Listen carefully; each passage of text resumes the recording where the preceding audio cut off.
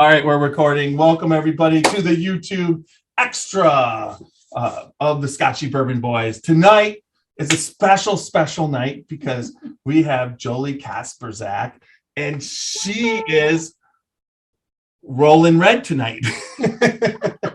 And we're rolling with red today. We're rolling with rolling red. With tonight. red. Rolling yeah. red. Yeah. Anybody? Well, we're gonna throw it out there. See if you have any good ideas after the podcast. Throw out anything if you want to see a nickname. Only because you're red. I mean, for God's sakes, everybody, probably 80% of people on the planet that have red hair, their nickname's Red. So I think you're so unique that you're the Red, or got to come up with something that's more creative for this. Well, you told me I had an assignment this morning, right? To come up with a Scotchy Bourbon Boys nickname. Yes. Well, I failed. Does that just go back to that school thing? Can you sing a new nickname for me? Because no, she's not singing.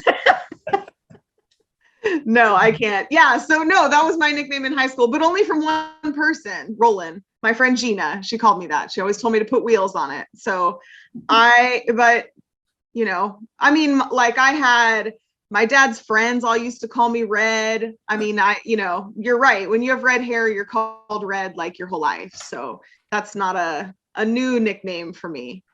Right. All right. I'm trying to Jolees, Jolz. My mom calls me Jole's. Nope, that's not working, is it? I have to lean this way. I'm just trying to get it to work. All right, we're just trying to Facebook Live it. So we got one viewer already. It's probably Alan.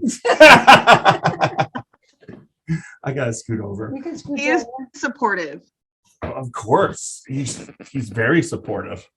He's supportive of so many people. All right. Yeah. So if I talk every once in a while, I'll go like this. Everybody can hear me. I mean, I can move over, I guess.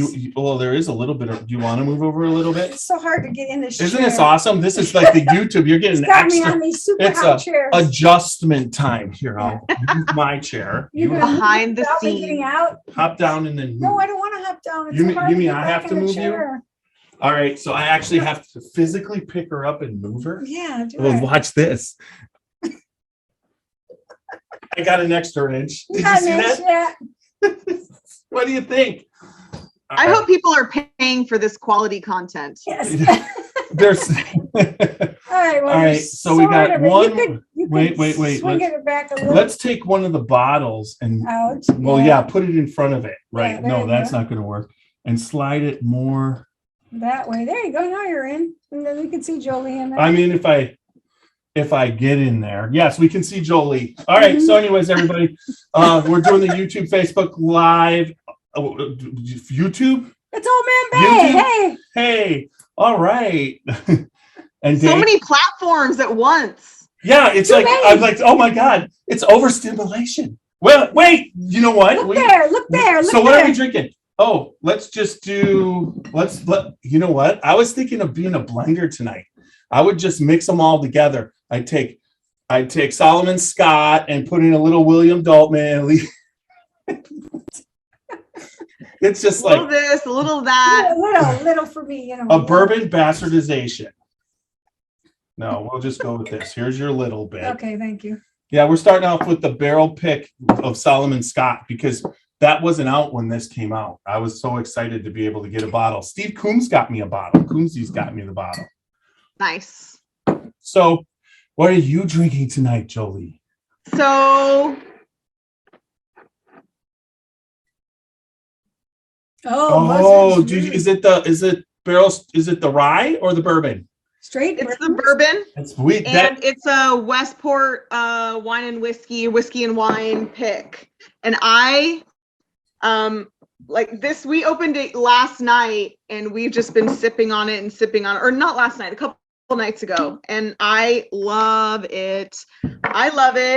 So I've been drinking this because and I know we're going to talk about this later, but because of the premiere of the documentary, The Alan Bishop Experience, where we're having that and how excited I am about that night. And so we're drinking Bronner's whiskey tonight. Yeah, and that was our, I believe that was our live, that was our live tasting last Friday night, was the Buzzard's Roost bourbon. But we good. We did, oh yeah. Whatever they're doing, they got it down. I mean, he has it down. I mean, there's no doubt. And then the price point is so good. What does it say? Ask Fred to show the bottom of her glass. Oh, I'm not drinking out of that glass this time. I wised up. I have a glass that has my name on it, and the same friend that etched the glass has AKA red on it, and on the bottom he etched a dick. So then every single time you tilt your glass up, you are looking at a penis. Awesome. Oh, great. I was on Bourbon Turntable. You guys can go back and try and spot this now. And I'm like holding my glass, like trying to cover it so you couldn't see the dick on the bottom of my glass. And then I forgot one time, and I'm pretty sure the light was like, bam, penis. And so it was a whole thing. That's usually yeah. It was I don't even know what to say to that. You got me speechless on that. So no dicks on the bottom of your glass tonight. No, this is my favorite little peerless glass. The very first time I met John Wadle, we went for a tasting and I got these glasses and I love them. And they remind me of John. So I like to drink out of them. Yeah. Speaking of what lately, now that you're, oh my God, you say it, because she's just going to get pissed at me. Okay. What are you talking about? It's an O sound. The lake? Yes, I know. Potoka Lake? Patoka. Yes. Okay. I was going to say, I was coming up with Topaka. Paducah, Topaka. You have literally been fucking it up all day. That's just my brain. It's like it can work in some form or another, but most of the time it's just purely fucked up, and she'll even sometimes she just shakes her head, right? When it comes to that shit. I was already. So I work at Potoka Lake Winery. Yes. That's where I'm at. Now, how much time have you had on your hands? Now you're in charge of a lot of stuff there. But so we have an awesome team. I will say that. We all have things that, we're in charge of. But the company as a whole really works together on a lot of things. It's a rather large company, but so I'm the assistant manager of the winery. I work under DJ Hanselman. He is the general manager. We're I always call us the magic duo. And then the two of us are under our operational VP, Heather Setzer. She's one of the owners. So I do a lot of their social media alongside Heather. She helps out with that. She was solely in charge of that, along with like so many other things. So I was able to come in and help take that off her plate a little bit. I'm in the process of redoing the wine labels with them. But again, like I'm not making sole decisions on things. I bring to my winery team all of the information, and we, work on it together and make decisions together. So it's definitely been a new adventure working that way. You know what I mean? Yeah. Alan and I were really great at working together, but this is, you're in a group talking about, what do you like about this? What don't you like about this? What do we think about this? What do we think about that? And so it's nice. Where you and Alan, when you were there, it was like a duet that every once in a while it was a trio with the management, but then here you've seen it's an orchestra. You have a whole orchestra. Yeah. So Yeah. and that dynamic works really well if everybody is just trying to produce a really good label, or and nobody's trying, Right. if there's not egos going on, and and it's and that's the thing, right? I think because it's such a large company and there's so many different things going on. So Potoka Lake Winery has lodging suites attached to it. So above the winery, there's 3 suites, and then there's 2 grain silos, right, that are incorporated into the winery. And there's 2-story suites inside the silos as well. So we have lodging, and then the same people that own us, the same company, also owns Potoka Lake Marina. So we have a marina, and then we have floating cabins.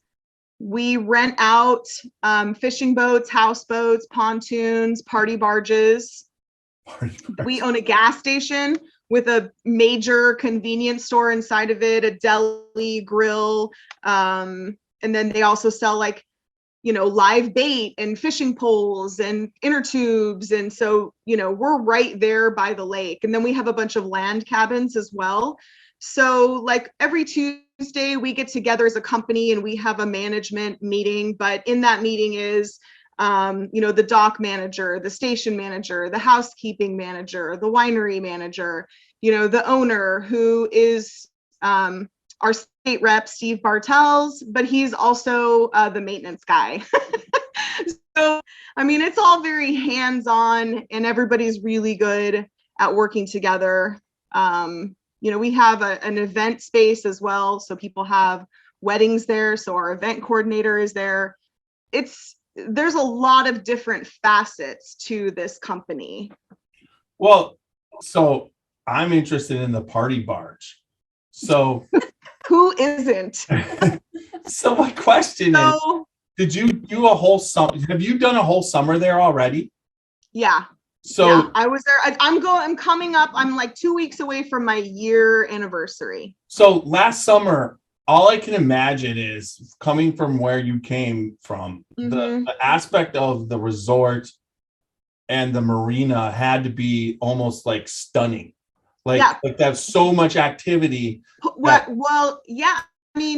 French Lick has a lot. They're busy all the time, right? So, but I had never been to Potoka Lake Winery. Well, that's not true. I had been there a couple of times, but I had never been there in the middle of summer on a Saturday in June. You know what I mean? So, because I would have been working then. Right. So, they're literally 10 minutes, 5 minutes away from the lake. So they are busy all the time. From the moment they open till the moment they close, they are busy with campers and, boaters, RVs. They've got a huge parking lot so that people can pull their trailers in. It's just a totally different atmosphere. Well, I have a great idea. People know how to party. So very much so. They do. So Very is there a much way so. I can come down there and get the party barge rented out with you? Call it the floating red party barge. Yes. So here the party barge is it's 2-story. You can put 30 people on it and cook on it. It's got a bathroom and it has a giant slide. So you can go up to the top and slide down into the lake. It's awesome. Sliding into the lake. Right into the lake. Oh my God. It's there's 2 of them. One fits 25 and one fits 30. What kind of waiver do you sign for that? It's just I don't know. I don't get it's straight up the imminent death waiver.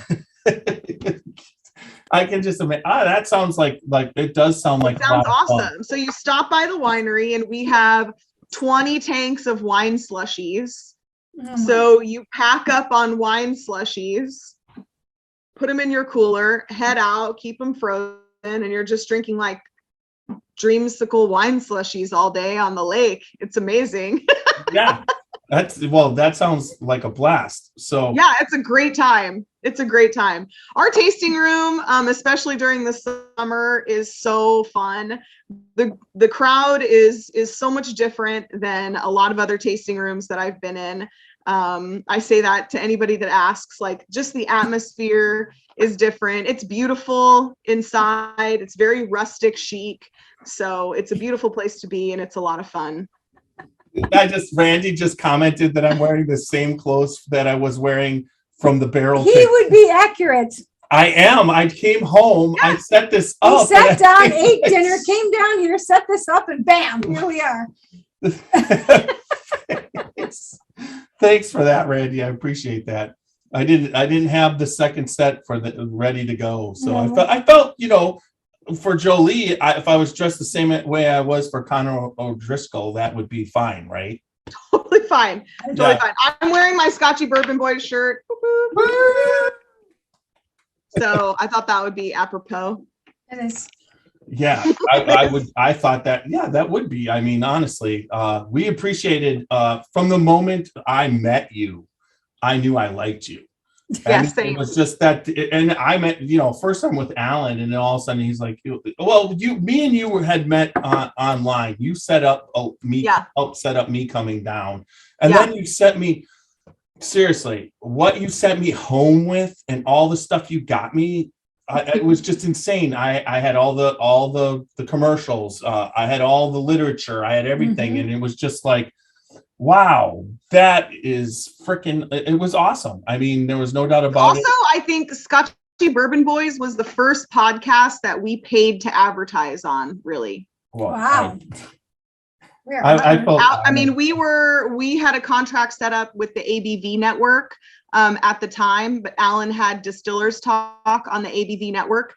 And I was on a show of the mashup on the ABV network at the time too. So those two things kind of went hand in hand. You guys were the first that they had, that we decided to go with, that was outside of that, just because we really like the way that you present everything, and you would do blind tastings, and you guys clearly loved whiskey, and you were getting a following. And a lot of the people that I think, a lot of Scotchy Bourbon Boys are very, boys and girls, yes, are excited about whiskey, in that they're not just drinking like 18-year-old Blood Oath. Yeah, you know what I mean? Yeah, they're excited to try craft whiskey. They're excited to try things that are out of the box. They're excited. And that's not to say that Blood Oath isn't tasty. So don't fucking at me later, crazy Instagram, Facebook people. But no, but Blood Oath is what you're talking about, like Bourbon Pursuit, where you have the mature whiskey drinker. They're calm. I try and be real. I want the everyday whiskey party drinker to learn. Well, okay, but that's Facebook. I got the other stuff covered. I mean, I'm okay. I'm taking no. Anyways, what I try and do is just a hand. Yeah, I know what I am on Facebook. It's like it's not just a hand on Facebook. Who would you rather see? Everybody, Jolee or me? I'm sure you picked Jolee. So, anyways, there you go. But the people who listen to me want to try different stuff, and I go out, like, for instance, like I try and go out of my way and cover everybody in the bourbon industry. There's not just like the hot spots in the country. I mean, there's whiskey being made in Iowa. There's whiskey being made, just in, like, for instance, Tim Johnson, who was just on the podcast last week, he's a moonshiner from Ohio, and he's a 5th generation moonshiner from Ohio, and he's in Ohio. It's like, who would have ever thought before meeting Alan, when, he really put Indiana on the map, but you're right next to Kentucky, still on the same limestone shelf and everything. But, as you go into this, it was the whole country has always been distilling. It's just, we haven't unearthed those roots. And I just enjoy talking about people everywhere who are just doing, the passionate stuff. And, and you guys, now I'm going to say it. Patoka. Did I do it right? Did I get it right? Patoka. Patoka. Like toe. Say it. Just waste me. Jeff. Can I say it, mother? How many times? Like How many times did we go over this on the phone today? Patoka. About it this morning. Oh, think about your toe. Patoka. Think about a toe. Anyways, now I don't even. I don't even remember the fucking question. I don't Oh either. God. I'll pivot for I need you. more whiskey. Let's talk about what we're doing at Patoka. Let's talk about our $4 million expansion at What? Patoka. Let's start this. Let's talk about what starts building within the next couple of weeks going on Right. at Patoka. So, Great, let's- so we got this really Jeff fucked first part done for YouTube. Let's get into the podcast and we'll talk about the serious stuff. Okay. Okay. So I guess folks, I woke up this morning at 5:45, got ready, drove over, did a 10 a.m. barrel pick with. We forgot that you having- had drove to Kentucky late last night after Yes. work. Yes, off the Randy's like off the rails. Yes, thank you for it too, Randy. You conducted me off the rails because yesterday Randy calls me up at lunchtime Mhm. and basically he's like, "Can you get here by 10 o'clock tomorrow morning?" And then he's like, "Are you coming here tonight? And or are you going to be there?" And I'm like, "Okay, I'm coming tonight." So I drove last night, got there, spent the night, woke up this morning. Had a little bit of breakfast, did a barrel pick, finished the barrel pick, had some lunch, and drove back. And now we're doing a podcast with Jolee here. We'll And start. yes, so we're gonna start the main. That's they all got a off the rails YouTube. There you go. I like that one. So we're gonna start the recording, which will give us a 30-second that we have to be quiet for, and then we'll play the music. All right. Oh, let's see if I can do this now.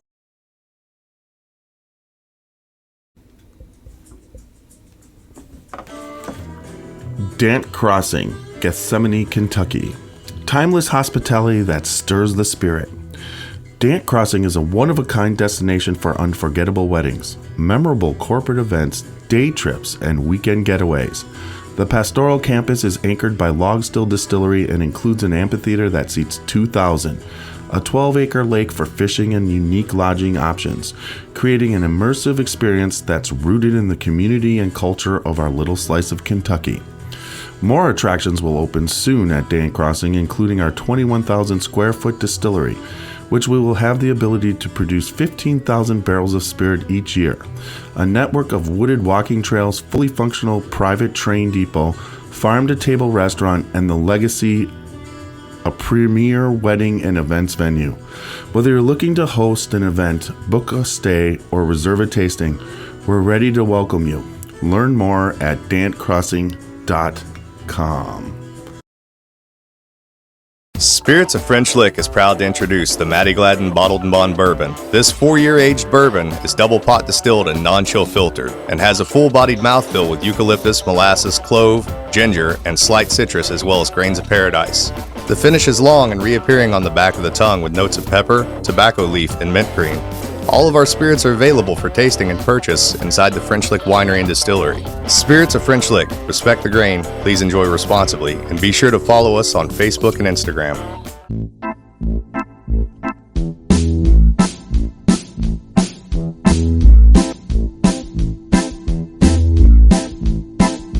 Oh, show me the way to the next whiskey bar.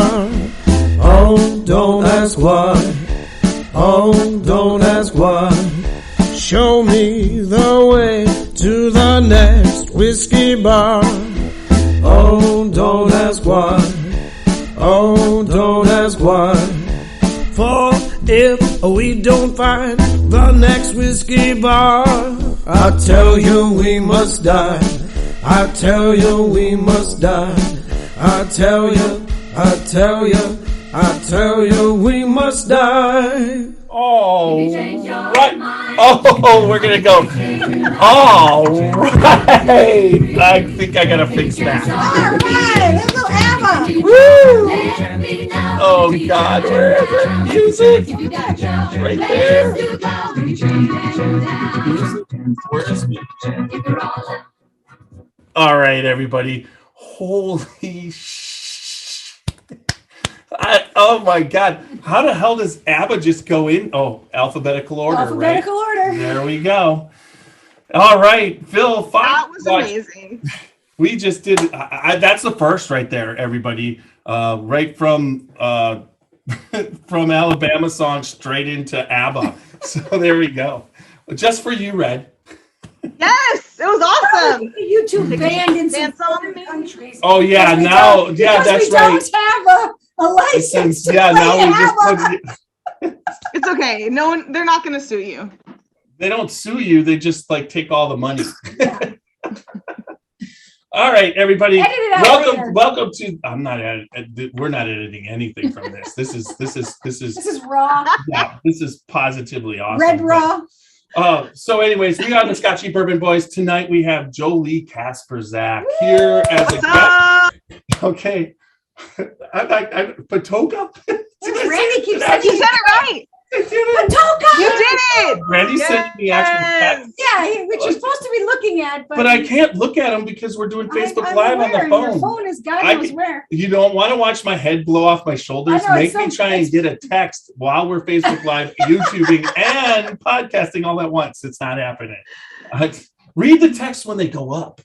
Really It quick. just says Randy sent you a picture. Randy's sending. Oh, he's sending a picture of me not in the thing. I understand, but like we've already covered that. Oh, it could be that. We're busy right now, Randy. Settle down. We're busy. Stop. Anyway. Pictures in an hour. Woo! You're in the chat. Calm down. You know where we're at. Oh yeah, we're in the chat. Mhm. I actually do have a chat somewhere, but that's not working at the moment. All right, so we are the Scotchy Bourbon Boys. www.scotchybourbonboys.com. Check us out for everything Scotchy Bourbon Boys. We got our Facebook Live. We've got all the bios, everything on there. How to get Scotchy Bourbon Boy Glenn Cairns. We also have T-shirts. Jolee can model the T-shirts. She's doing it so nice tonight. There we go. Scotchy Bourbon Boys T-shirts. Or her boobs, one or the other. Wait a second. They are not for sale on the website. Only the shirts, for God's sakes. Oh my God. What the fuck? Anyways. So, all major podcast formats, check us out, please. Oh my God. Please. Oh my God. Like, share, subscribe. Yes, like, share, subscribe. We're also on Facebook groups, Facebook page, the Scotchy Bourbon Boys. We're on Twitter at Scotchy the. You're just so interruptive. It's just crazy. We're on Instagram, the Scotchy Bourbon Boys. We are also on YouTube, the Scotchy Bourbon Boys, and there's everything else. Yeah, exactly. Randy says, no, there's no fucking cutting. All right, I'm going to get my favorite bourbon, that's the William Dalton. Yeah. I'll finish this so I can have some of that. With the Alchemist French staves dropped in there. It really is My far special. Something to relish and treasure. Yeah. It's special, like its maker. Yeah. Well, then, you're sitting there and he tells you about it, and then he tells you Steve Beam came up and he brought staves. And then they just right. Oh yeah. They just decided that these 3 barrels needed some staves. They dropped them in, and then they produced this magic. So right. Holy. Speaking of dynamic duos, Steve Beam and Alan Bishop. Yeah, that's for sure. I would say that's a cool story, right? Yeah. Well, I mean, I don't even I don't know the basis of how they know each other. Just I knew that he came up to see him and they dropped that in, but how did they know each other in the first place? I think they had a lot of mutual friends, and then Alan was hanging out with a lot of the same people that were on Moonshiners, and Steve Beam was on that, they were using limestone branch in the beginning to run a lot of their whiskey. So I don't know if it was through them or if he knew them before, but Steve was very influential in helping Alan get into the industry and encouraging him, and Lisa Roper Wicker as well. Both of them were very encouraging to Alan. I think Steve, when you look at what he's done at Limestone and how many people he has touched, and then those, it's kind of like it's like in football, like one, like Belichick, a great coach. Not everybody doesn't have to like him, but then all of his assistants then become coaches, and everybody, and that's kind of Steven. When he set up Limestone Branch, he's had so many people go through and then just keep going into the industry. And then what Lisa Roper Wicker did at Preservation, and then she got Mark. Oh my God. Mark Jackson, she got him into it. I want to mix Matt's and Mark's, and this is just not a good night for me. I just and then I'm going to spell Connor. You're talking about the distiller at Preservation right now, correct? Yes. Yeah. Right. And how she got him into it. We had her on, and she was like, he was delivering my dryer. And then she said that the day ran out and he needed to get a part, and it was a Friday night, and it was like 6:00 and it was late. Well, all of a sudden he comes back like 7:30 and knocks on her door and puts that part in. And he said, I just thought about if it was my wife or it was my mom and you thought you're going to have a dryer for the weekend, and then all of a sudden you got to wait till Monday, you'd be pretty upset. So I just got it, and he put it in for her. And so she said, hey, do you want a job at the distillery? He's like, what are you talking about? She goes, I can teach you how to do everything, but I can't teach what you did tonight. And she goes, that's the kind of people I want. And that's just the kind of thing that happens in the industry, right? Yeah. Yeah, you can't teach swamp wrestling, that's for sure. No, it has to come naturally. At the end of a really long fucking day when you've had it. Now you don't now, does the lake have some swamp, at the winery? Is there a little bit of swamp that if you guys need to do some swamp wrestling eventually? I mean, we can get down in a sandbar. Oh, sandbar wrestling? Oh, yeah, we can definitely change it up. What we should do is pull the. I will wrestle him anytime, anywhere. We don't need to have a swamp. I'm happy to do it in front of my house. Oh, that's a good segue to Jolee. Tell us about the lake winery. Yeah, Patoka. See, why can't she read just Patoka? But I swear to God, there's some things in my brain that are just mentally blocked. Some names, it takes me forever. And then when I finally do remember it, I'm never forgetting it. I will be sleeping and saying that and remembering that, but it takes a while. If he does do that, I'll be sure to record it and send it to you. Yeah, and let me know. Right. I want to know that as soon as it happens. Could happen. Okay, so what's happening at Patoka? So in addition to all of this stuff, Marina was built in 1999, and they have slowly but surely been adding things on. The winery was built in 2016. The event center came 1 year later. So they have been slowly but surely increasing their lodging and all of those things. So we are building a 27-room hotel, a brewery, and a distillery. Oh my God. Awesome. Ta-da! Yeah, so it's really exciting.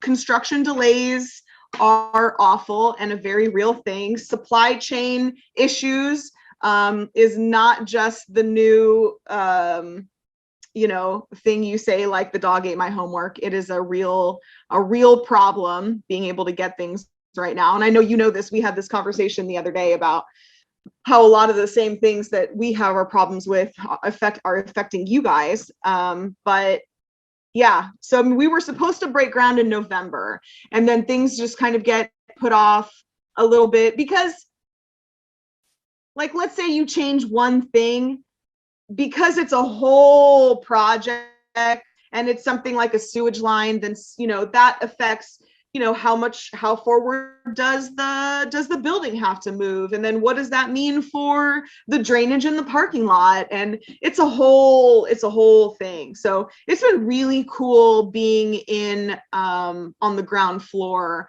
on a project this big, and being able to, say, okay, how do we want to lay out our tasting room? Where do we want to put the walk-in humidor? What about the VIP room? What does this mean for, we want to have a concierge. We want to have, year-round food, which right now our area doesn't, because it's based on lake traffic. So food options in the winter, you've got to drive about 10, 15 minutes away. So we need to make sure that we're providing that for our guests that are going to be coming for our whiskey and spirits and brews. We need to make sure that there's food up here for them as well, all year round. So you've got to think about that. There's a lot to think about when you're building a destination. You're not just building one thing. You're not just building lodging. You're not just building this. You are expanding upon an area that is already there, adding to it in such a way that it makes sense, but also that the flow of traffic works. There's a lot to think about on, in this project. So it's been really cool seeing that from the beginning. Well, and then it's such a big project. If you have the winery, but then you're building a brewery and then a distillery, and people, when you build a distillery, there's a lot of things. Not only is it where the building and the shape, you see a lot of distilleries kind of put in warehouses or whatever, but if you're building a distillery to be a distillery at a destination, there's an aspect of the cosmetic that you want to make it look good when people see it, but you also want it to be this functioning workflow, kind of thing that happens. And that's all, you've got to deal with that at the brewery, and you got to deal with that at the for the distillery. And those aren't you might think that it would make sense and not be too hard to set up because you do it to make sense, but then to actually make everything work and hook up and make it work that way. And, you guys are consulting, I'm sure, with the best people. Mm-hmm. Yeah.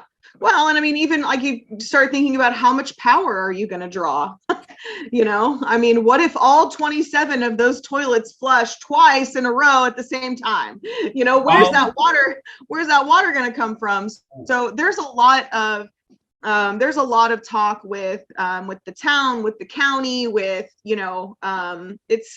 it's been a big thing, and they've been working on it for quite some time. So it's really exciting to be part of that. So Potoka Lake is what, 45 minutes from, or an hour from Louisville? 45 minutes? It's about 45 minutes from Louisville. Yeah. So the location and the aspect of it is just perfect, right? Yeah. That's 1 million. So the DNR numbers are 1 million people drive through the lakes of Patoka every year. So, one of the entrances to the park is 30 seconds from the winery. So, this is our clientele. We know who they are. We know what they want. There's definitely plenty of spirit drinkers, in our clientele. There's definitely a bunch of beer lovers.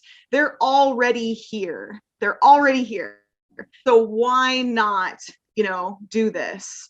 It only makes sense to provide that for them. So it's really exciting. I don't think I know of a distillery that's like associated with like the Summer Lake. Once again, I now, after you said it on the YouTube part, when you mentioned a party barge, I've been trying to get on a party pontoon boat, but now that you said party barge, my mind's going, I can book that. I Right. can get enough people. Oh, for sure. And I'm sure there's Yes. you said you got slides and everything, but there's a really nice bar we could stock on that thing, right? Yes, yes, yes.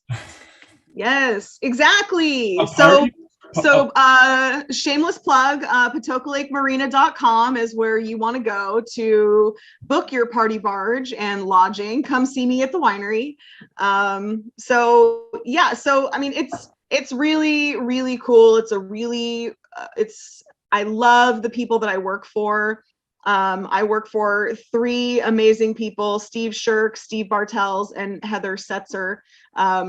Steve Bartel is a Southern Indiana state representative, so and a veteran. So I mean, it's really cool kind of seeing him. He's been really great for Indiana alcohol legislation as well. He's done a lot for Indiana wineries and distilleries.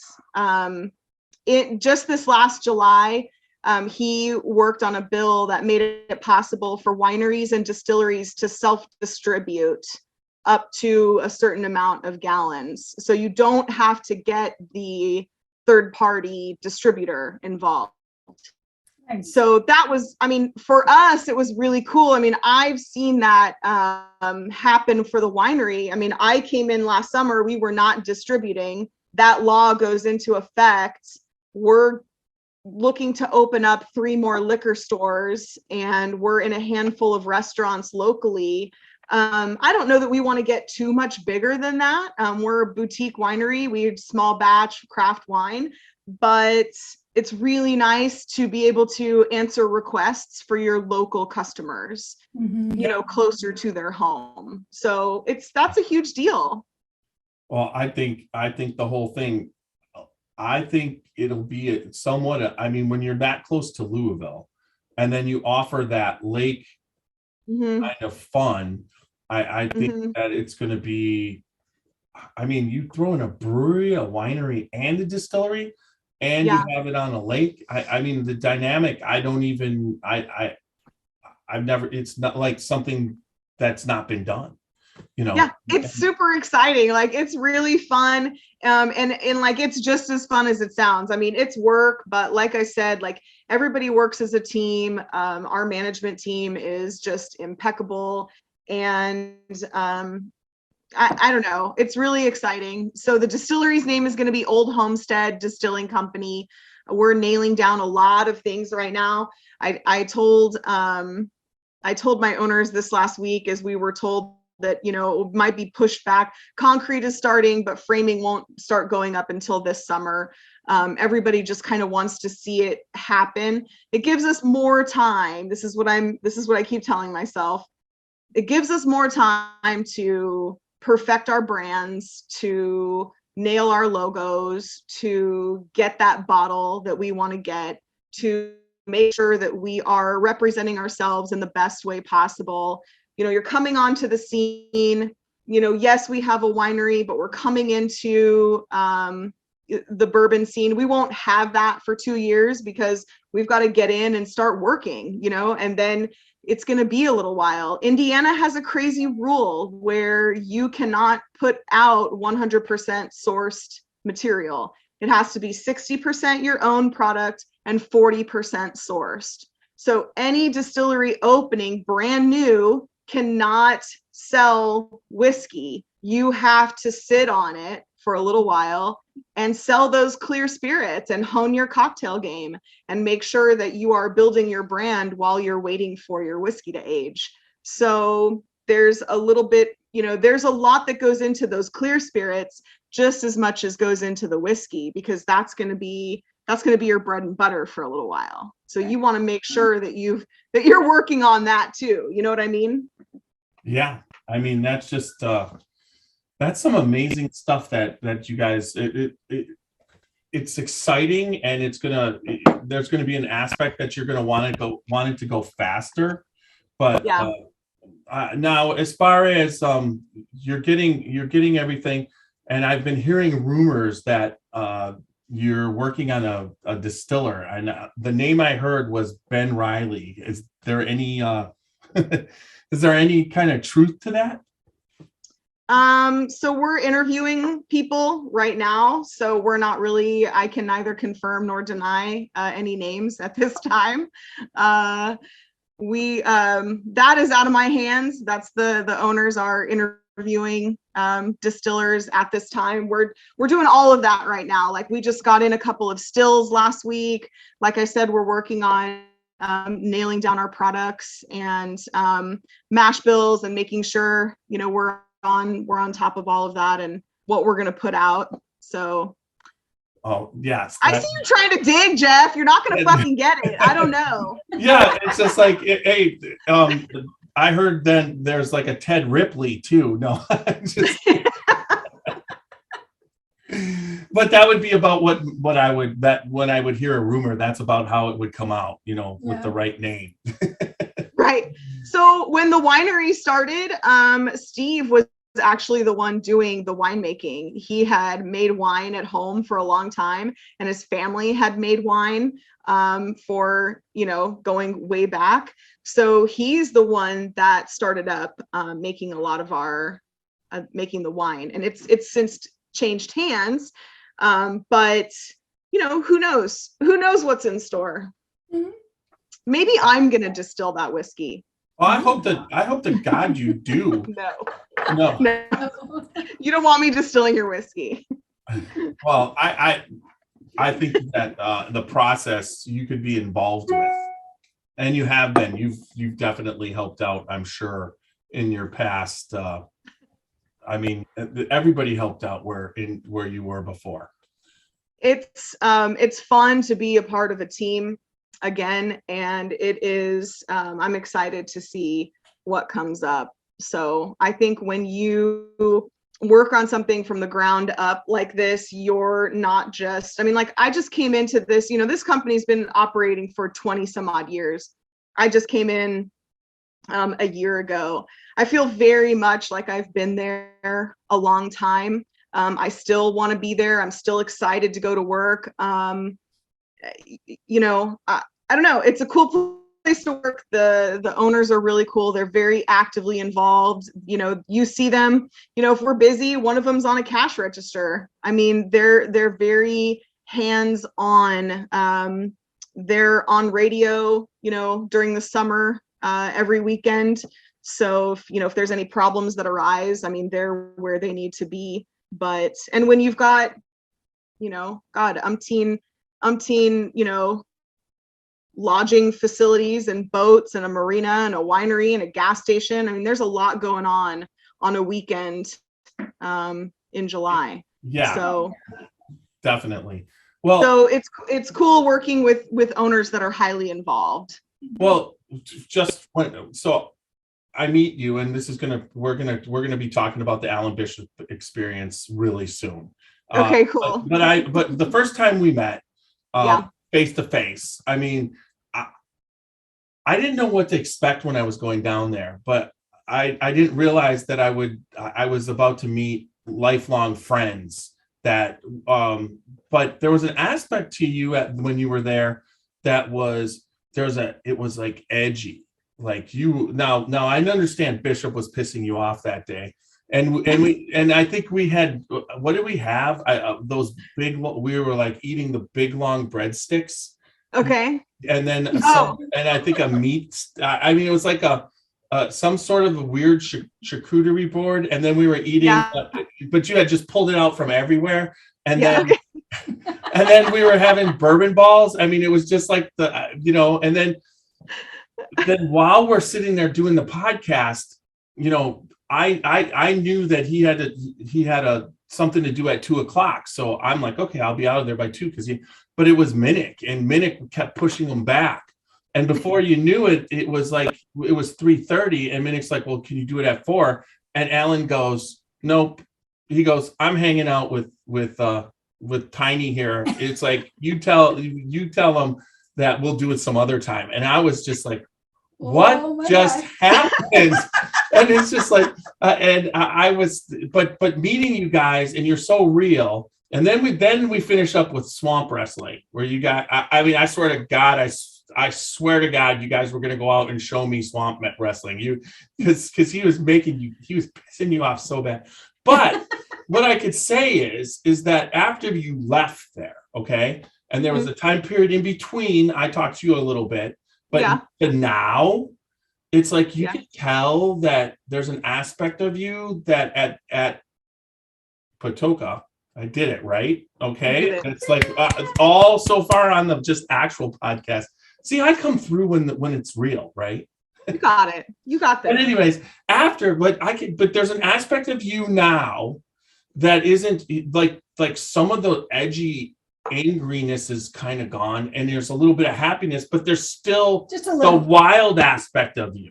You know what I mean? So even just how your demeanor, I mean, it's just, you can tell somehow. Now I could tell me if I'm full of shit because that, but I've noticed. No, I think when you're debating a job change, I don't remember when it was that you came. I do remember that whole podcast, and Alan was being a fucker that day. So that's probably was a lot of my frustration. Really, 99.9% of the frustration in my life is Bishop. So we should, I mean, you know, and I definitely am very excitable, I guess, as a person. But he pushes my buttons and he can amp me up pretty quickly. I can do the same thing to him though. So it's kind of one of those things. I think though that, I mean, if there was any difference between how I was in a previous position to where I'm at now, I think that, you know, there are a lot of life changes that happen. There are, you know, things that happen in your lifetime that, and especially if you're considering a job change, you know, both my husband and I had a job change after COVID. Andy was a general manager of a restaurant and the tasting room at French Lick, actually. And he decided after COVID and after crazy Karens that he did not want to be in the hospitality industry anymore. It was, I think, 36 when he made that decision. And he had been in the restaurant business in some form or another since he was 15. So, and I think, you know, COVID made a lot of people kind of rethink their lives and where they're at, what makes you happy, what's worth it, what are you enjoying, you know, and can you do something different and still be, you know, excited. So I'm glad I come across as happier. I feel happier. I'm in a really good place. I'm excited about being a distillery manager. I've never done that before. And I am nervous that I'm going to fuck something up. I don't believe but that. I feel like I have gotten my feet wet enough that for me, in my head, in this industry, that is the next logical conclusion for me. It would be either that or, you know, a larger marketing position. But I'm ready to do something else. I feel like I've done marketing, and I have a great time with the aspects of it that I do for, you know, Potoka Lake Winery. I really enjoy social media. I love interacting with customers. I love being able to grow a following organically. But I really love the distilling industry and I love whiskey. And so I love wine and I enjoy being a part of that, but whiskey is my thing. And they know that. And so that was why they asked me to be on. It was really cool that they were able to give me a position in their winery so that I can be with them through this growing process. So, I mean, everything, you know, going into Patoka has been an opportunity and they've been very kind to me this entire time. So yeah, I mean, I'm happy. It's a great place. It's a great place. I celebrated my birthday and I got 2 fantastic bottles of whiskey from my boss for my birthday. Nice. What were they? So yeah, What ones? What bottles? they gave me, I have to go back and look. One of them was a Rabbit Hole Rye. Okay. And what was the other one? I don't remember what the other one was now. We drank them. I have all those. Yeah, of course you do. Yes. I have all those. I have them up on their own special shelf. They're all lined up. I don't know what I'm going to do when he comes out with a new one. I'm going to be, well, I added on the Whiskey Witch. I've got 2 of those. They had a tasting room release that I have. And then I have my Sonos. So if anybody watching lives in Mississippi, you guys need to be shopping at my Sonos Fine Wine and Spirits. Yes, that's one of my favorites. Yeah, that's unique. I mean, there's so many. I love that bottle. What? I love that bottle, and I hated that whiskey for a couple of years. I thought it was gross. Isn't it funny how it changes everything? It's kind of crazy, right? I mean, we tasted that at like 2 years, 3 years, and it did not taste like that.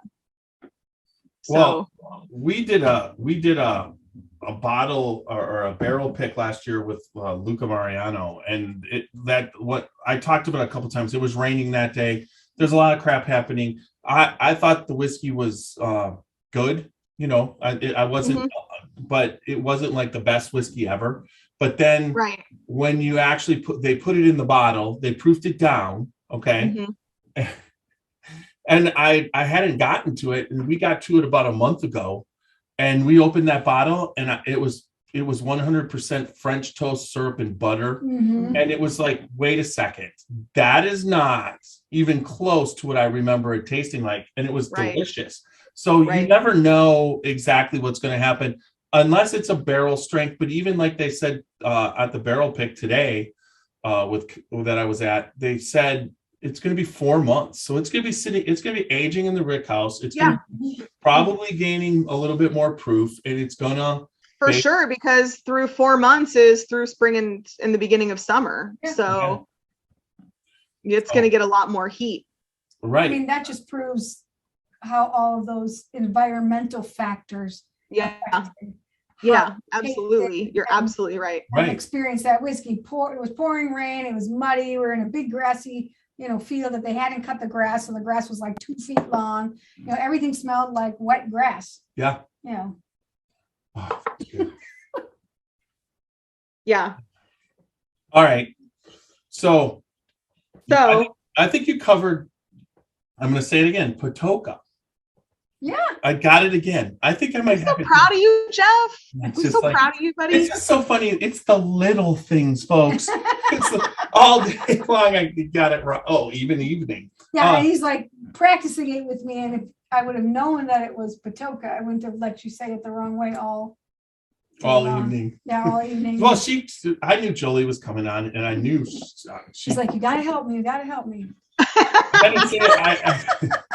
So I have Patoka Lake. So we got these, like for the tasting, you know how you put up the little plastic covers over the Glencairns? You've seen that before? The little. Yeah. So we're sitting there looking, and the covers are kind of. Yes, we were looking online. We both were looking, and the plastic covers were a little bit expensive. But then she comes up with these, and it's like a bamboo. It's like a little wooden disc for craft. Okay. So and they're like 3 cents a piece, not 35, 40 cents a piece like the plastic ones. But then she's like, well, I'll just order a rubber stamp of this. Of the logo. So she puts it on the logo. So now when you put it on top of the Glencairn, I've got a barrel head. It looks like a barrel head on top of your So Glencairn. I'm just, she did. That's so awesome. I put one on and show everybody what it looks like. Beautiful. Look at that. Barrel head on top of your Glencairn. So it worked really good because then you might get some back, but for the, because people take them off. They like them. They're like, oh, can we keep these? Yeah. I don't know why that's genius. It's a perfect marketing opportunity. Yeah. I think you could So I have flip them like that. Frisbee it across the room. Oh, no. There you go. It just hit her in the head. All right, so we could go into now. Let's get into what we did what Bo Cumberland did for the last 2 years, right? And then what we got together this past late fall, and then what's happening and what's about to happen. I mean, it's just like one thing. It's the Alan Bishop experience. And So I think based off what I'm seeing, there's got to be a way that Netflix picks this up. I asked Alan about it, and he said he thinks they're working on it. But it's like, I think it should. Don't you agree? It should be on Netflix. I mean, it's like he has captured fucked up so well, and he's only shown us. We know what happened, but he's only showed us what 6 minutes. Yeah. So this thing. So we've been working on editing this and producing it for, oh my God, probably like 4 months now, 5 months. We've been working on it and continuing to gather. Bo's been continuing to gather interviews as well from a few people that couldn't make it or were too drunk that day to to be interviewed. But yeah, I honestly have no idea how he got what he got from it. I mean, it's definitely like he was on My Whiskey Den last night and he said, like, you know, it has a beginning, a middle, and an end, but how he got that from just filming a constant shit show is just crazy. I mean, he definitely directed a lot of it. He had his questions thought out. So when he interviewed everybody, a lot of them got the same questions. And, you know, his interviews with Alan were great. He was, you know, very super honest about things. And I think that's really what I love, is that I hope that people walk away from this movie with a bigger understanding of Alan. Alan comes across as, you know, a fucker. He comes across as someone who wants to stir the pot a little bit, who doesn't give a fuck. He is all of those things, but he's also a phenomenal person. You know, he's a husband, he's a father, he's a spiritual human being on top of all of those things. And I hope that people stop looking at him as like a social media profile and start looking at him as a whole person.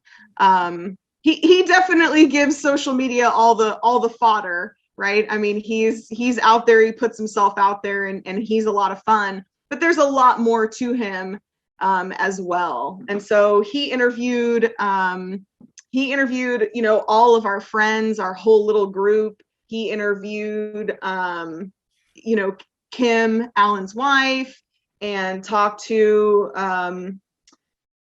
Dale, and he talked to Pedro. And so, you know, he's interviewed his team. But I mean, yeah, there was a lot of shit show going on that he turned into just fucking gems. I really have no idea. He set up so well the actual directed part of it, but yeah, he's got, so he kind of like it, you would say it's the outline, because just the setup, and when he had the camera doing interviews, he knew the questions, so that's so structured, but then it's in the middle of all the chaos, and then he recorded all the chaos. Even when you record Alan in the structured part of the chaos where there's supposed to be whatever, it just kind of goes a little bit. There's nothing. It's all surprising. Like it's not. It just doesn't go the way you plan it'll go. But the interviews kind of go the way. You know, the people that he's interviewing, he was asking all the right questions, correct? Yeah. I mean, yeah. And he really he interwove everybody's personalities really well. Our group of friends, I feel like, is extremely diverse. And the people that I was on Bourbon Turntable, and Drew Crowley said, the universe that we are all in together really all is because and revolves around Alan Bishop.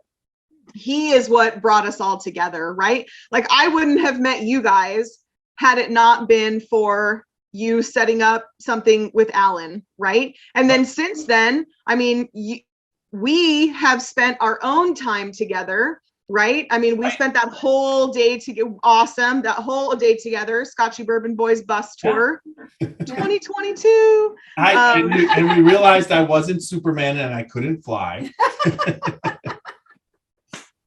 But you make your own memories, but it is because of this one person. And so, and his, is kind of his aura, his reach, his vibration, his energy. Although that day, remember, although we did make our own memories but we weren't supposed to be doing. Ellen was supposed to actually be there, but he was supposed to be there. Yeah, he's just like, that's what you get. Yeah, but no, he had something to do. Came in, his bottles arrived or something like that.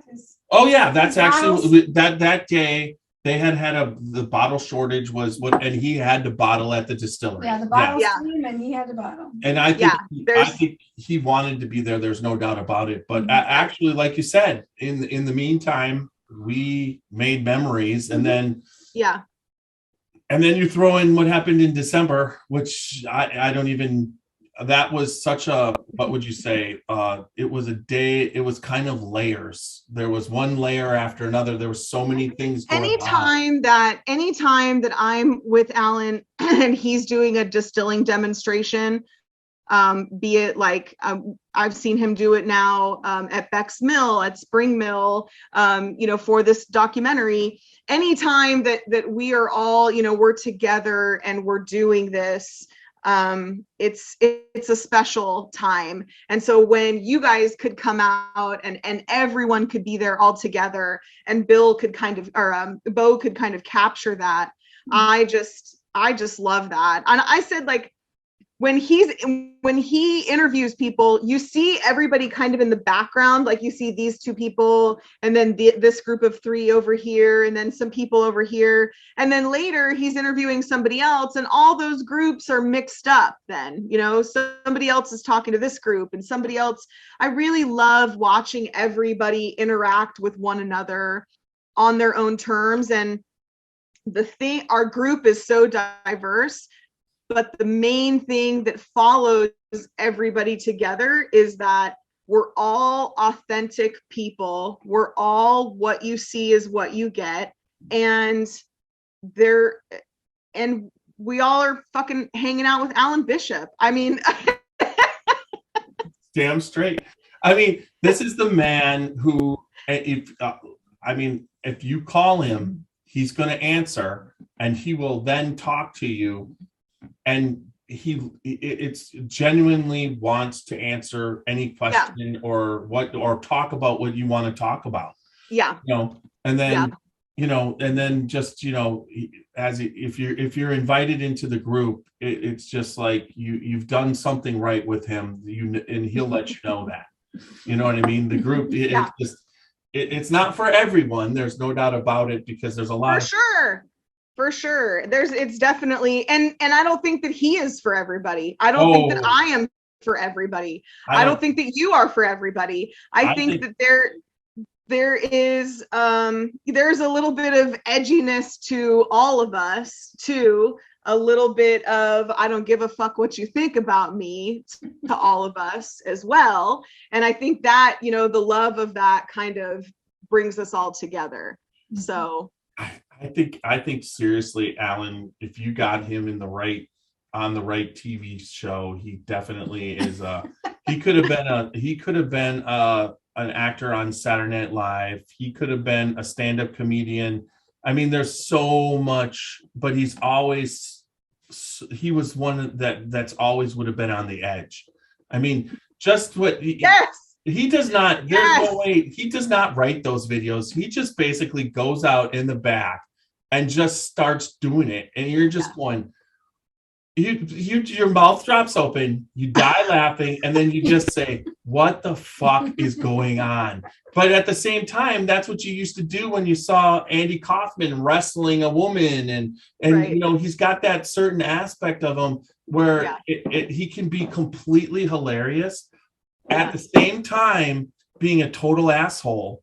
Yeah. But he's real at the same time, and you might not sometimes like it exactly what's going on, but at the same time you basically always know he's just putting shit out there and you love him for it. You know what I mean? It's just like there's just a whole aspect of Alan that's just we're glad we met him. I mean, Mhm. it's just like every time, and when I was getting into this, he basically encouraged me to keep doing it. I mean, he said, we're starting out and we're doing just random whiskeys and what we're getting, and we're getting some sent up by Super Nash, and all of a sudden Alan's he's sending up the whole line. And then he's on the podcast, and we're like, this is something you can do. We didn't even know that was having, so I think Alan was our first guest, and then Greg Schneider. Between those two, there's I feel like I've been helped out a lot. They've helped me in the whiskey industry. I mean, that day I was down there, Alan must have taken like 45 minutes of just one-on-one time talking to me about the whole distilling process and what he goes through. So Alan and Greg have a great deal of respect for one another too. So I think that says a lot. Greg's a fantastic guy. I was so thankful to have met him through you, and had heard about him through some people, and was excited about Chicken Cock. But then to see how he took his time with us that day and answered questions, and then I saw him later at the Kentucky Bourbon Festival, and he was so super nice, and we've been chatting a little bit on Facebook about turkey calls, and I had no idea, like, did you read that? Those comments back and forth, so funny. But there's like championship turkey calling. I'm like, I had no idea. I'm gonna have to go research this now. But the distilling industry is full of cool people, and when you find out who likes who knows who's here, who's there, you can start kind of connecting the dots and seeing where you fit in, I think, a little bit. Well, right. And it's just, but there's big and little. I mean, it's so unbelievable that the large distilleries, the people there that are actually creating the whiskey, are down home people, just like craft distillers who are creating the whiskey, even though their problems are all different. I mean, you have an established brand. It's not whether or not Jim Beam will sell, but it comes down to, when you're mixing 6,000 barrels and it all has to eventually taste the same consistently, it's a lot different than us pot stilling like Alan does, where he's going for that flavor and always trying to better what he's making. It's okay to be different. Right. But those are two different problems that you have to solve as a distiller, but they're equally challenging. There's always those challenges. It's an art, and you can't just have a computer make it. Every single time they try and do that, it absolutely tastes like shit. Right. And you have to, there's also the people that are all involved. It works better. You make better whiskey is if everybody involved from top to bottom that's what they're trying to do. Yes, I agree. There's some people in there that, important people that aren't interested in doing it. It affects everything. Yeah. I mean, there's no doubt. Yeah, I agree. So I love the whiskey industry. I am super excited to be adjacent to it right now, but getting back into it. I feel as though I never left, because I went from, Spirits of French Lick, where I was in, the thick of it over there, to just a different position at Patoka and Old Homestead, and being part of, there's a lot of things that you don't see, while you're waiting for the architect and the earth movers, and you're waiting for this, there's still, lots of time spent with designers and figuring out mash bills and, this is the product line. What's the name for it? How do these all fit together? What's the goal? So I, in a lot of ways, feel like I've never left. There's still been kind of a step back for me from where things were there. But I've loved every aspect of it. And I didn't know shit about whiskey until I started working at Spirits of French Lick I mean, yeah, it's same thing. 3 years ago, I was looking at a calendar about whiskey. The only thing I knew is a little bit about Jack Daniels and how to not taste it when I drank it. It just was the goal, Right. It's like whiskey was something that you got that, you were when you were partying, you would pound shots, Yeah. And then when I got that calendar, that year, we were just going through day by day, and Veach was writing about all these flavors on people were all the different scotches, all the different Irish whiskeys, everything, and me and Young Nose were like, no way. There's no way that it tastes like creme brulee. There's no way that it, Right. the flavors. And then we started buying it, and now, I've tasted so much, and I've Yeah. been through that moment where I'm at a distillery, and the master distiller hands me this and says, taste this. And I taste it like it's whiskey. And then all of a sudden I turn around and I look at it and I'm like, how can this taste this good? Right. You've got those moments when it's just, as when you're tasting out of barrels and you're Yeah. tasting certain things, there's just things that happen that you just can't believe that Yeah. this water that you distill it and you make it and you put it into a barrel, and all of a sudden all these amazing things happen. And Yeah. It's magic. yeah, all throughout the whole world. And they've been doing Yeah. it in some places hundreds and hundreds of years. Here it's like we're getting into, probably about 300 total years, but at the same time, we're, but then you go the history of what you're doing. Like, Yeah. what is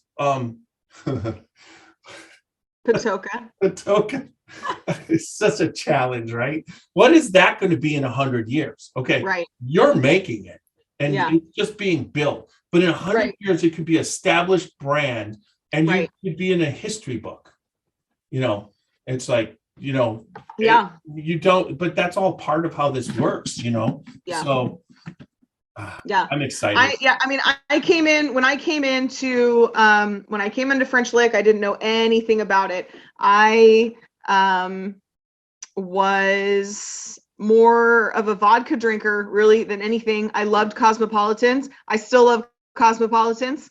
I like an array of alcohol.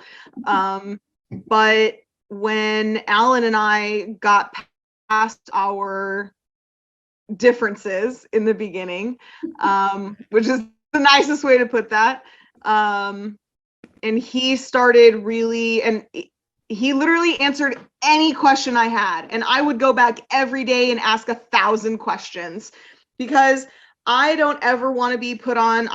If I'm in the position of representing something, I don't ever want to be in a position where I'm like, I don't know that. I want to be able to I want to be able to answer those questions.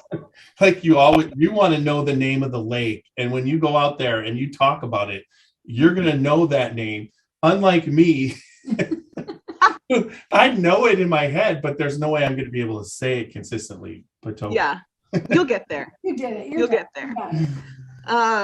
But yeah, there was just so much that I didn't know. You know what I mean?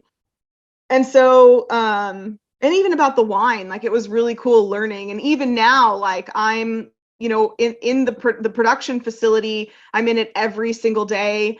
We're tasting wines. I'm working with DJ. I assist him in putting lids on tanks, and I'm like, you just call me the assistant winemaker. But really, my jobs are to help put the lids on the tanks and to squeegee up random water spills. But I make my job sound a lot more important than it is. But no, he was so in the tank yet to wash out the tanks. Have you been in there yet? No, you can get my fat ass in one of those tanks. The hole is like this big.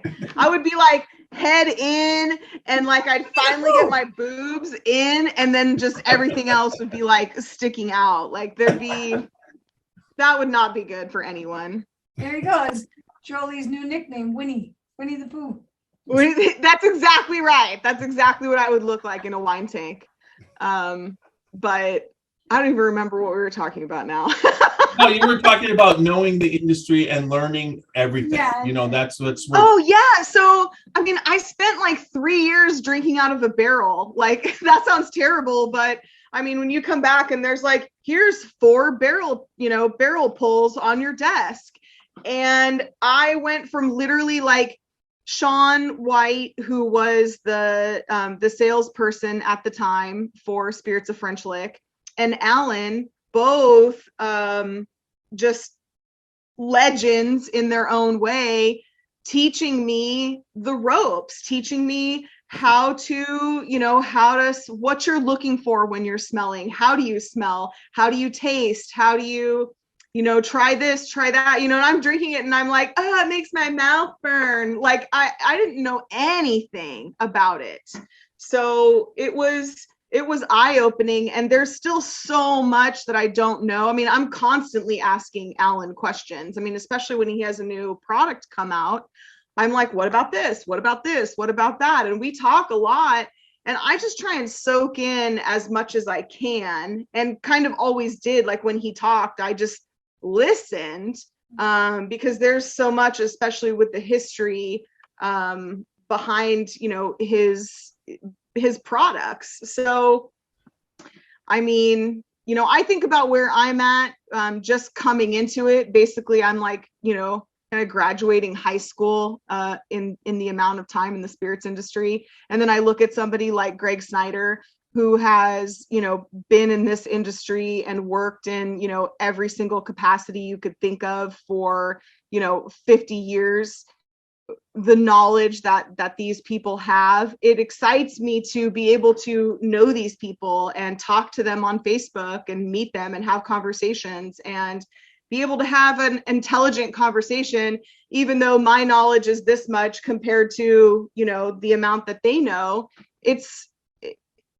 Everybody is so nice. Everybody is so giving as far as that goes. And I just feel really lucky to have been where I was and to learn, the way that I'm learning. Yeah, well, I mean, just like with Greg, believe it or not, Greg's is excited to know us because we're excited to learn about the whiskey. Mm-hmm. And he's been through it, and he's been with people that don't exactly get it, or they're not excited Right. to learn. It's their job. And he is at the point where he wants to associate himself with the people that have the same passion that he's always had. That's, he's ran the Brown and Forman cooperage. So he understands how barrels are made, and what he's doing now with consulting with Chicken Cot. And as far as that goes, I mean, when his liquid actually hits the market, it's going to be something special and different. Mm-hmm. I mean, you got to taste it. Yeah. At the levels of where he's at with what he's got in the barrel. And it's already, it's already, you've tasted lots of barrels, right? I mean, he's got something going there that it's already delicious. Amazing. Yeah. And so you get excited about that, but he's excited that we're excited, Yeah. And so same thing. That's one thing I'm excited about, what you've got set up there. And I see all people do different things. You got people singing music and they're distilling. Some people are putting, you guys, French Lick has put music into the Rick House. I mean, that whole video of, everything and lighting. There was lighting involved with that. So, I mean, there's a lot of different things that people keep doing. I mean, some things are gimmicky, but overall, I find a lot of the stuff that they're doing, someone will say it's gimmicky that you put barrels on and you drive them, you sail them across the ocean, all across the equator on one side. But that's not really gimmicky. That's a proven fact that when you used to put rum barrels on a pirate ship, it changed. It would start off as clear rum and finish up as dark rum. I mean, there was, there's a lot of things that it speeds stuff up because it's sloshing, Yeah. And then if there's storms, actually the seawater floods the barrels and leaks into the whiskey. I mean, there's just so much. So, and what Alan does is with his yeast and what he's doing to associate the history of Indiana and French Lick and all that. That in itself, his love of history. Has to, that not every distiller knows the story of where they're distilling. And you know what I mean? Yeah. But Alan basically grew up and learned that stuff, all that stuff about it, and then he incorporated it. And it's just it's exciting, and I look forward to everything that you're going to do and what's going to happen there. And yeah, Yeah, I'm excited. Book the party barge. yes. You're going to help me book the party barge, right? I'm going to book it. Yeah, dude, I am so all about this party barge. You have no idea. I've been talking about it for a year straight. I'm pretty sure I get a free boat rental at some point. So we can all just book the party barge, and it'll have to be, I don't think I'm allowed to book them on the weekends because we're busy. Right. Well, yeah, that's fine when we're done. But we can camp, and we can, I mean, I'm not going to camp, but some people can camp if they want. I need to Not sleep camping. inside in Not bed. camping. Yeah, I'm not fucking camping. Fuck him. So I don't yeah. like mosquitoes. I just I'm mosquitoes all make about a fire pit and some Wait. barbecue. bug spray, sweat, and mosquitoes. No, We can rent a cabin that has like, there you know, eight beds and, you know, 8 queen size beds, and, you know, we can rent cabins next to each other. It's such a cool area, and yeah, I'm super excited. I think we should do this soon, because once the brewery and the distillery go in, and then whatever, it's just going to become a destination, and then all the prices are going to go way off the charts, and we'll all be like, we'd love to go there, but we can't afford it. But we can't afford it. No, we can afford a bottle, but right. No, our wine is very affordable. I think our most expensive bottle of wine is $25. It's our Cabernet. Or 24, something like that. But not that I'm not ripping on Indiana wine at all, but it's like, I understand, even you know, it's like, when now, do you use grapes from California? we do. Yeah, We do. what would you say, in here at Travassi, which they have more expensive bottles than $25, yeah. but they do the same thing. They grow grapes on the vineyard, but they have like one wine that they mix that with California grapes, but otherwise it's California grapes. But Yeah. but you know, from what most people don't think of, what would you say, wine from Indiana as what, you know, like that's where you got to go. But I'm not saying everybody in Indiana loves to go and buy local. So there's over 100 wineries in Indiana. The agritourism it's like you know, $100 million that wineries bring into the state of Indiana every year. So I mean, it's crazy. There's you know, I mean, it's all through. I think it's, if you go to indianawines.org, that organization, I believe, is affiliated with Purdue, which has a winemaking program that you can go through, and a sommelier program that you can go through Purdue. So there's a lot that goes into Indiana wineries, and there are AVAs all throughout Indiana. So like American viticultural areas, which is basically ground that's designated by the government where the soil is okay to grow grapes. Similar to Napa, similar to New York, there's, you know, different places. Indiana is one of just a few places in the Midwest where it is okay in these certain areas to grow grapes. So they were active so that they could find the areas that the soil, because we know that that's one of the reason Travassi, they initially planted grapes years ago, and everybody said the first 5 years, whatever, but once those 5 years happened, the soil wasn't conducive for it, and then they took a different place of the vineyards, and now they have grapes that they're producing there where the soil is you know, conducive. So, and not like Patoka does not have its own vineyard. We bring grapes in. We always make the joke, like we make great wine, but we don't make great gardeners.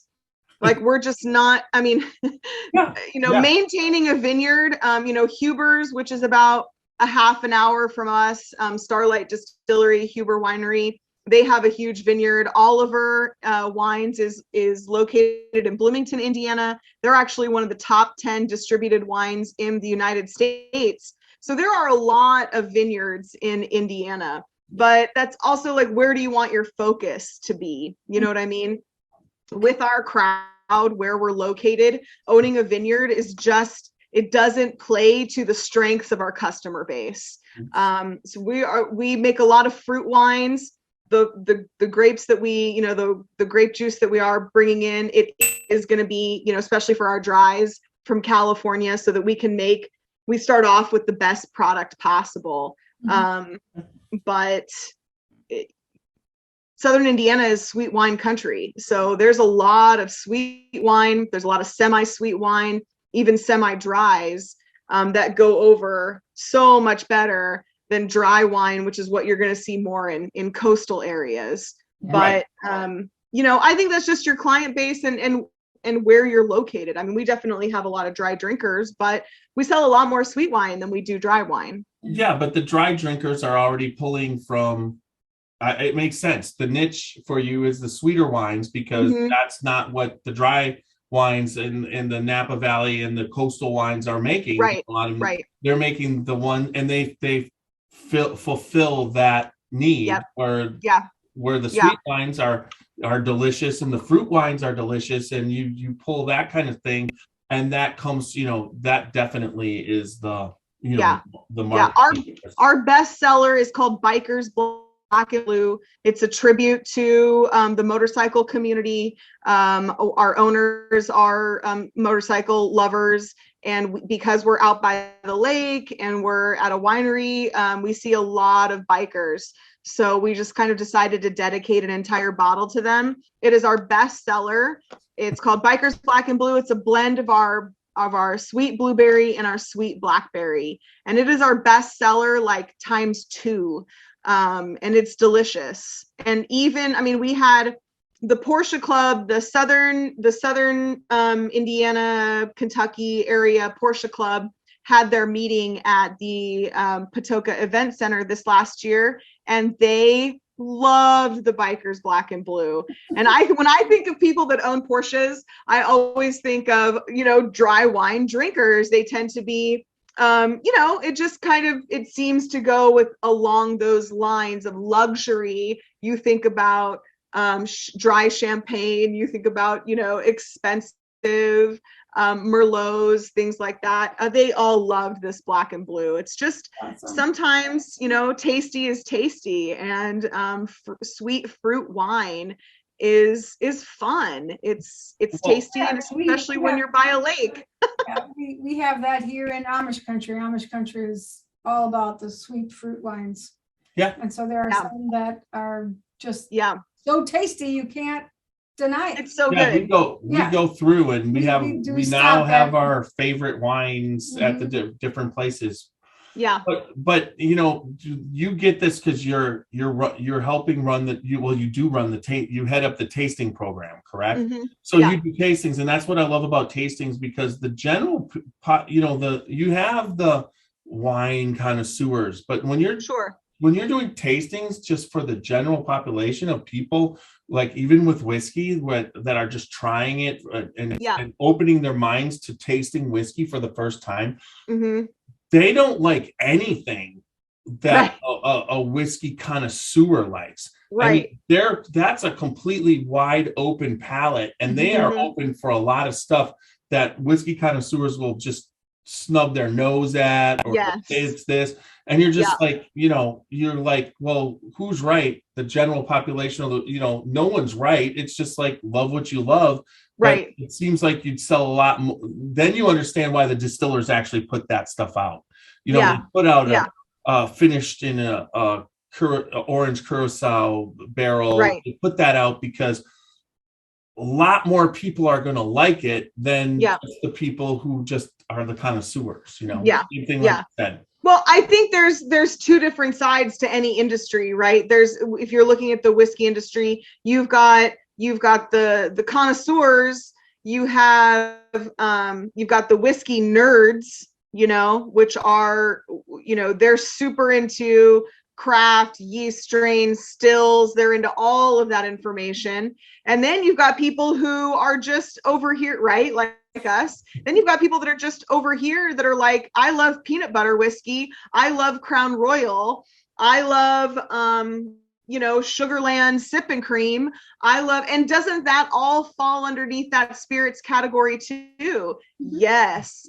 There should be a place for all of those people. There should be zero judgment in what anybody likes to drink. If you like it, drink it. And, that includes sweet wine, that includes peanut butter whiskey. It's not necessarily for me. I don't care for peanut butter whiskey. But it makes a good shot for a party. On our party barge, we might have peanut butter whiskey. I mean, honestly, I've had I took a coworker out and I bought him Weller 107 and all he said was, it burns, right. It burns. And then I had him have, I think it was Elijah Craig Toasted Barrel. And it's like, it burns. I'm like, okay, I give up. I'm like, give him, it was, what the peanut butter whiskey was, Screwball. What's the squirrel one? There's a squirrel, right? Oh yeah. Yeah, what is that? I know what you're talking about. Right. Anyways, I just gave in, and we both had. I said, okay, you've had. He basically did them as shots, okay, and just was like that was it. So I'm like, okay, I'll have some, screwball. Let's just say it. Anyways, so I drink it, and quite frankly, it tasted like the best peanut butter I've ever eaten in my life. And it's whiskey. And I'm going, how is that even possible? And you know what I mean? It was so sweet and peanut buttery. And I'm just like, that's dangerous. If you drink too much of that, you're going to feel like hell. Yeah. Right. Right. Yeah. I just think that there should be something for everybody. And that's one of the reasons for this expansion. You see a lot of people come into the winery and, we've got mason jars on the counter that we rinse out the glasses with, and people come in and ask, is that moonshine? Do you guys sell moonshine here? Can we have some moonshine? And I want to be like, nope, but give us a year and I'll have it for you. We'll make some really good stuff. Fuck yeah. And why not? You know what I mean? Like, we've got a bunch of wine slushies. Let's have spirit slushies. Let's have cocktail slushies. Let's have, on tap cocktails in addition to craft cocktails. Like, there's going to be something for everybody. I'm going to sell you a pitcher of sangria, and I will, make you a special little fucking bubble smoke cocktail too. I mean, there's, for the people who want that. I mean, you might not, like a lot of places have to isolate, but the definition of a lake is, on a lake, there's something for everybody. You know what I mean? Yeah. So that's everybody has a way. Some people fish it. Some people go out on their high-end fishing boats. Some people go out and just a little rowboat fishing. Yep. And every aspect of, there's the jet skiers, there's the motorboaters, there's the higher end, nicer boat people. And when you have that at a lake, party barge people. Yeah. Oh yeah. Well, we could bring our giant inflatable airplane. No, if we're going on the party barge, so we have this monstrous inflatable airplane. I'm all about it. Like a giant airplane. I'm all about it. We sell at the station. We sell gigantic unicorn tubes, very inflatable similar, tubes. But we put about 12 people in this airplane and the kids. So it actually has a cooler. Sounds awesome. Cup holders and but we were sober that day. I would like to see when if we put that out on the lake and Jolee and Alan. I'm bringing it. Well, the hard part is getting in and out of the airplane. You see, because you gotta go. Oh yeah. So once you get out, it's not so easy. You're like a beached whale coming back in. Someone's gonna. I'm so pale. Can we put like a 10 by 10 tent over the airplane, and then we can have some shade? Like, that's all I ask, is just a boat with some shade. Mhm. Well, the party barge has to have some shade, Yeah, it right? does. It has shade. Yeah, Pull the that's why I'm airplane all for it. behind the party barge. Yeah, and you go We do can the tow 'em. airplane. I'm on the party barge, man. I I know, want the to be the airplane was fun. bartender on the party barge. We- That's we- what I want. Yeah, we made we were quite pop. Everybody was looking at us out there on the giant airplane. And of course, It sounds awesome. who was the one swimming alongside the airplane and guiding it to where it was supposed to go? Not you, moi. Hey, when It was you Roxy. wait. When you were in it, I was guiding. If you let me get in, I got in, and then she got out, and then all of a sudden she was guiding because the kids all just kept jumping out. It was fun. Yeah. It sounds awesome. What lake were you on? Oh, now you're gonna Berlin Lake, which Berlin is Lake, Ohio, okay. which is close to us, but It's about 45 minutes. we don't have to get an hour into with it. It was about down like 7 feet. Oh, yeah. So our pier was like this. where Oh the my pier was God. supposed to be like this, it was you had to slide You had to down. slide down carefully because otherwise you'd fall off into the muck. Yeah, that was Well, that. From the lake standpoint, the lake wasn't cooperating. But No. I mean, even the beach when we were there, it was a rock. It's got a rock bottom, and it was probably about 20 feet of rock bottom. That was the beach now. Right. So they had the little bit of sand, and then like 20 feet Right. of rock Because the bottom lake that was you had to down walk so out. low, yeah. And when Right. you're floating a little bit on water and you're in the water, you can walk on a rock bottom. But when you're trying to walk across it and it's all dried out and whatever, that wasn't the greatest. yeah. Anyways. And then you're bloody afterwards. Yeah, the water was red. If there were Oh, sharks God. in the lake, if sharks could have been in the lake, they would have been feeding. Yeah. All right. Well, yes, Patoka's better than rocky beaches. I can tell you that. So it's the second largest lake in Indiana, and so there's a lot of places to pull in. Our marina is the best, but not the only one. So there's a lot of diversity around, and but we're the only one with a winery, and we're the only one that has me. So Yeah. Well, our kids, my daughter was asking when are we going to do something again? Well, obviously we're going to be vacationing. We're going to be taking a 1-week vacation to Patoka. Yes. So there we go. maybe after that 1 week, you'll be able to say it without hesitation. Yes. Well, put it this way. Yeah, that's for sure. But now that we have an insider to help us out with all the planning, I'm all for it. Boom. But I'm here for you. So they'll all be going on the lake and doing all the fun stuff, and I'm just going to be going around doing all the other stuff around the area, including what you have set up. Mhm. Yeah, awesome. That sounds great. And then we can just meet for drinks. Yeah, or I could just hang out and you just do taste while you're doing tastings. I just get in every one. That's fine too. Yeah, I that's can fine. do Yeah. fine. I'm totally fine with that. I just just- want more Jolee. That's all. Introduce you to all these random strangers that I don't know. This is my friend Jeff. Do you mind if he cuts in on your taste a little bit? It's like he knows a little bit of nothing. Yeah. But I'd just be like, is wine like whiskey?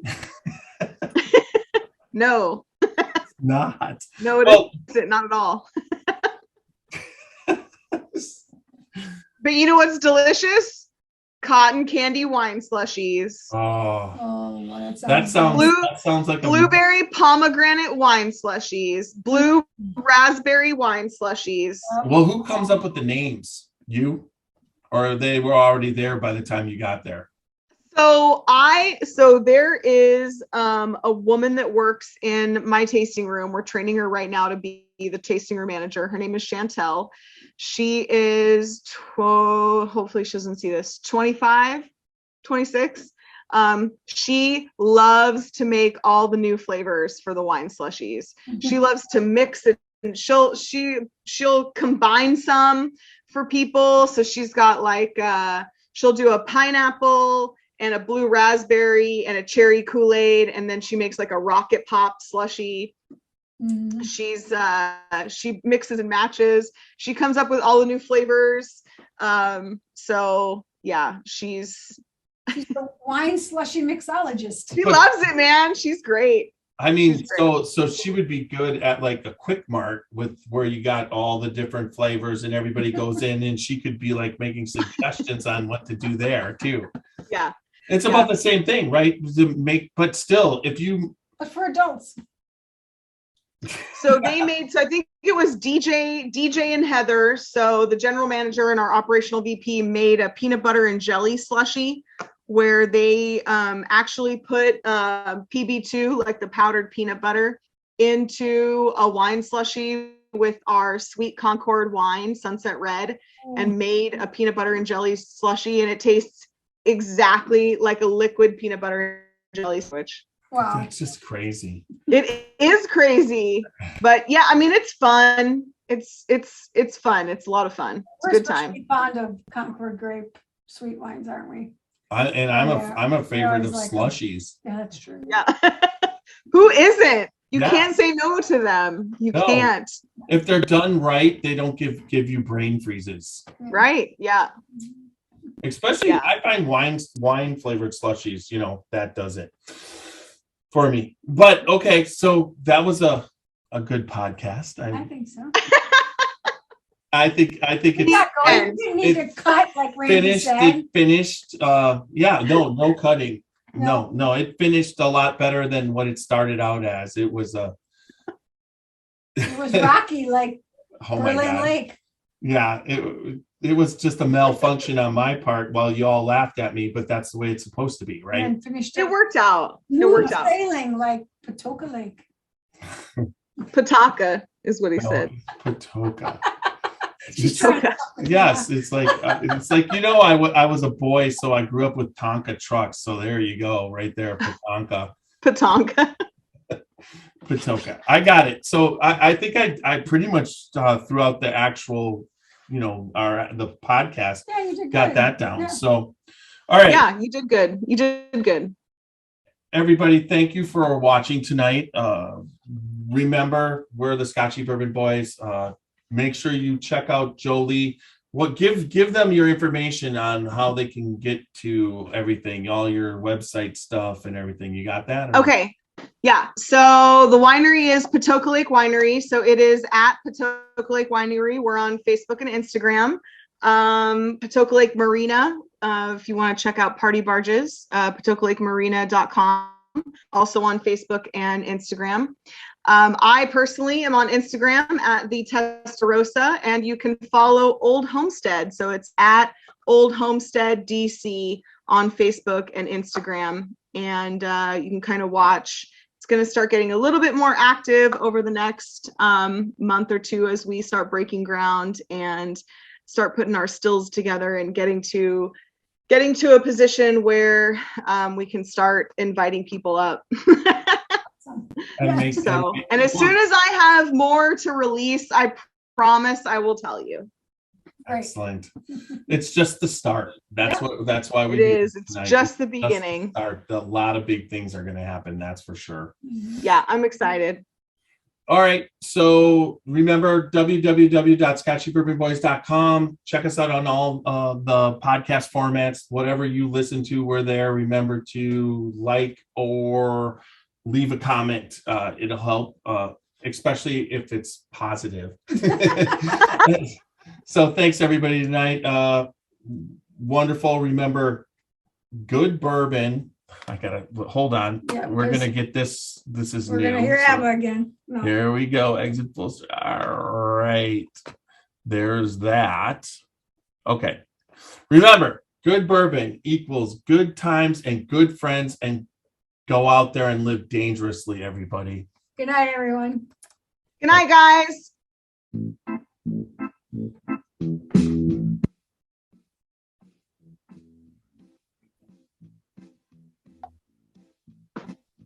Oh, show me the way to the next whiskey bar. Oh, don't ask why.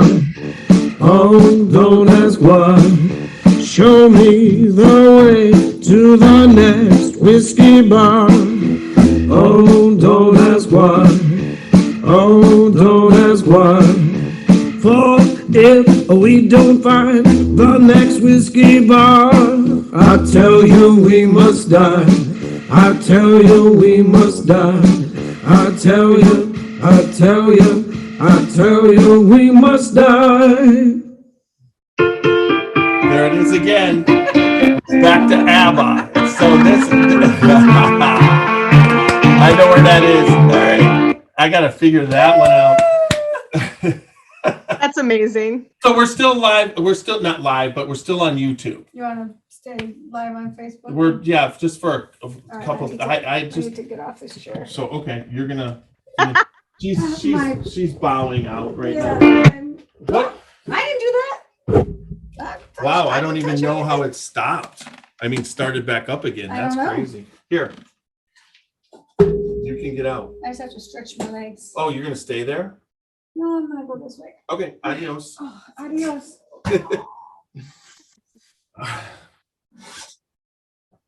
Yeah, there's one other question I wanted to ask you, but it's gone. Are you there? Yeah, you can hear me? Here. Okay, good. Are we still live then? Just on YouTube. Yeah, actually, I'll take it off live. Thanks everybody for being live on Facebook Live. I think Bob was still watching, so night everybody. That's nice of Bob. Bye. There's Bob Stumpful. Do you know him? I don't think so. Okay. Watch. Okay. Watch. Okay. Next. Hold on. I gotta just delete everything. Never delete. Let's never delete it and then post now. All right. So yeah, the Facebook thing, I didn't share to any groups. I just wanted to put it out there. Then I can share. That's okay. I share it once it's done, and then some people will watch it. But are you still live on Facebook or on YouTube then? Well, YouTube are recording, so we haven't unrecorded yet. But we can say Okay. we can say goodbye on that, and if you want, and then we can just talk. Okay, let's do that. All right. Good night, everybody. For Facebook, because it's been a while. All right, I'm gonna end it. Not end. Stop recording. The watershed story.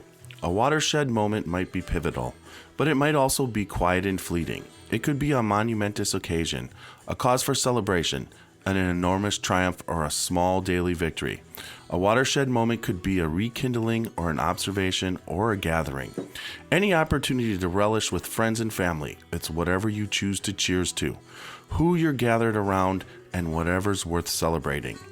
We founded Watershed Distillery on the principles of community in 2010. We wanted to live in, work in, and contribute to the community in which we grew up. We aimed to create spirits and stood apart in quality and character. Along the way, we set out to form a community of our own, one that could gather together to savor, celebrate, and enjoy good spirits and company. We've grown from a tiny little still and 2 guys in jumpsuits to a dedicated team of over 40 people and 2 much larger stills. If you're ever in the area, stop by so we can introduce you to our team and pour you some of our award-winning bourbon. Creating it was our watershed moment, but we want to hear about yours.